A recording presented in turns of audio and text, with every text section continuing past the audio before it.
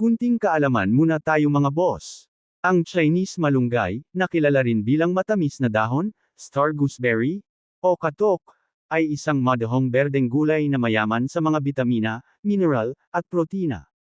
Marami itong potensyal na benepisyo sa kalusugan, kabilang ang anti-inflammatory, maaaring makatulong na mabawasan ang pamamaga at pananakit, asukal sa dugo, maaaring makatulong sa pagpapababa ng asukal sa dugo, kolesterol, maaaring makatulong sa pagpapababa ng mga antas ng masamang kolesterol, kalusugan ng atay, maaaring mabuti para sa kalusugan ng atay, balat at buhok, maaaring makatulong na protektahan at mapangalagaan ang balat at buhok, kalusugan ng buto, maaaring mapabuti ang kalusugan ng buto, pagbaba ng timbang, maaaring suportahan ang pagbaba ng timbang, kalusugan ng mata, maaaring mapabuti ang kalusugan ng mata, pagsakit ng tiyan, maaaring makatulong sa paggamot sa tiyan, mga impeksyong bakteryal na dala ng pagkain, maaaring makatulong na labanan ang mga impeksyong bakteryal na dala ng pagkain.